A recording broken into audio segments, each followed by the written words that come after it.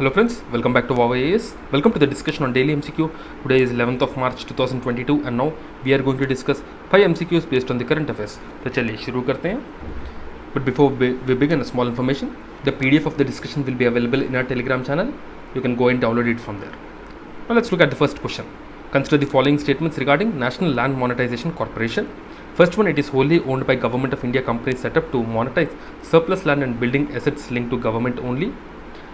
Second one, it will be set up under the administrative jurisdiction of Ministry of Corporate Affairs. You have to choose the correct option, A1 only, B2 only, C both 1 and 2 and D neither 1 nor 2. So if you see this National Land Monetization Corporation, it was recently set up to monetize surplus land and building assets linked to government only. So the first statement is right. Generally whenever we will see this term only, so that time we will think that this is a wrong statement, but here this is a right statement. Second statement says that it will be set up under the Ministry of Corporate Affairs, but this is wrong because it will be set up under Ministry of Finance. So the second statement is wrong, first statement is right. So A1 only is the correct answer, right? So as we have discussed already, the National Land Monetization Corporation is a whole you can say that it's a wholly owned company of Government of India. It was set up to monetize surplus land and buildings of central public sector enterprises and other agencies, and it will be fully owned by the center under the Finance Ministry. It will have an initial authorized share capital of about 5,000 crores and paid up share capital of 150 crores. The government will be able to generate substantial revenues by monetizing unused and underused assets.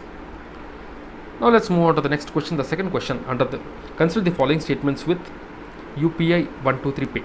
First one, it is a three-step method to initiate execute services for users working on simple phones that do not have an internet connection. Second one, it will allow customers to use feature phones for almost all transactions except scan and pay. Which of the following are correct statements? A1 only, B2 only, C both 1 and 2 and D neither 1 nor 2. UPI 123.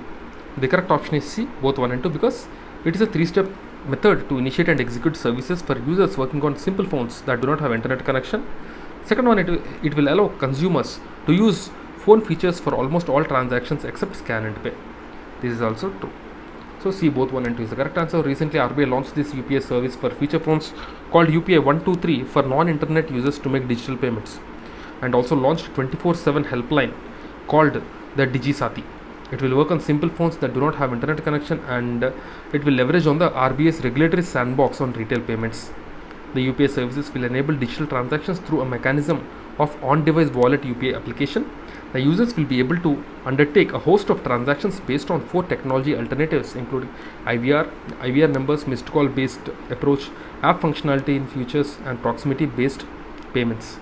The new service for the feature phones will enable individuals to make direct payments to others without smartphone and internet, and user can initiate payments to friendly and family, pay utility bills, recharge fastags, pay mobile bills, and also allow the users to check various balances. It will allow consumers to use feature phones for almost all transactions except scan and pay.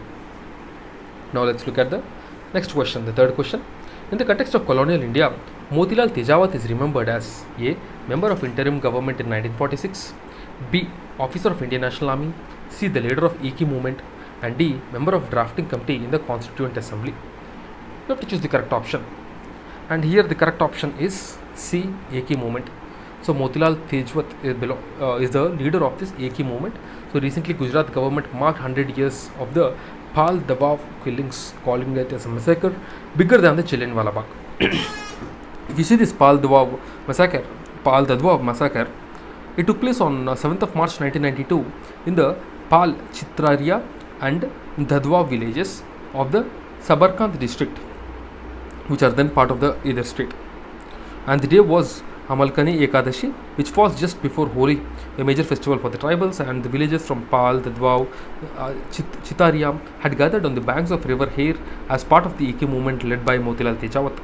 The movement was to protest against the land revenue tax imposed on the peasants by the British and feudal lords.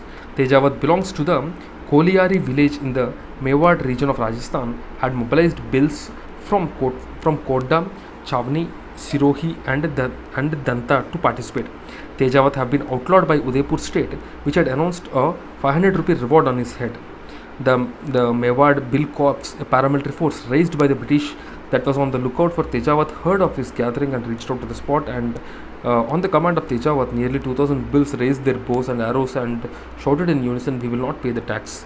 The MBC commanding officer H.G. Houston ordered his men to open fire, and nearly 1,000 bills fell to bullets, and the British claimed about 22 people.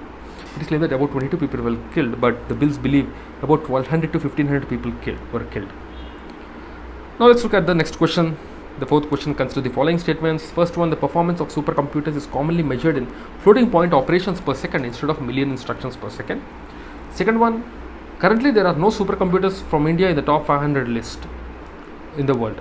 You have to choose the correct option. A, 1 only, B, 2 only, C, both 1 and 2, and D, neither 1 nor 2. The correct option is A, 1 only. So the CDAC has designed and commissioned the supercomputer named Param Ganga at IIT Roorkee, so that's why it was in use. And the supercomputers, if you see, these are computers with high level of performance as compared to the general purpose computer.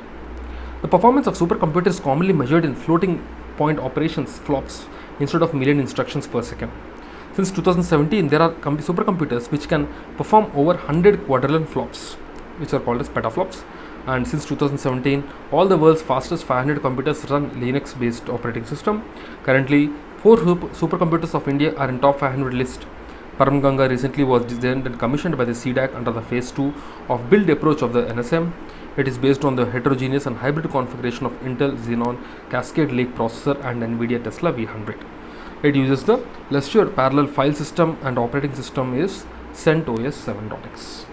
This is all the information about the supercomputer. Let's move on to the next one. The role attack is aimed at, it's a previous year CSC question of 2012. A, compulsory economic support to the war efforts.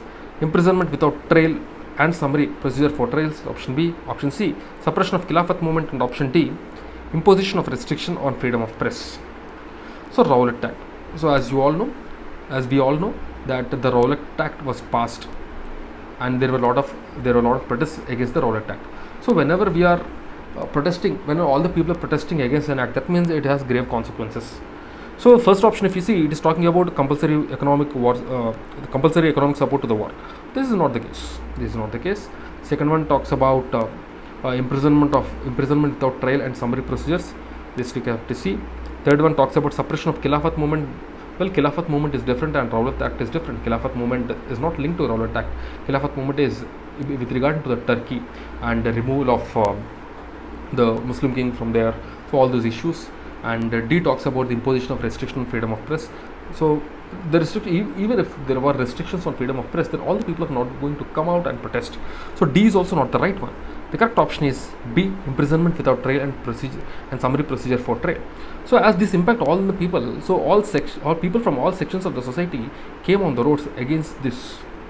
And during these protests only, we have seen this massacre which happened, right? So the same thing is given here. You can just go through this same explanation. So that's it, guys, from my side. And before I leave a small information, we are providing vision summaries of prelims test series as well as monthly magazine. You can subscribe to them from our Telegram channel.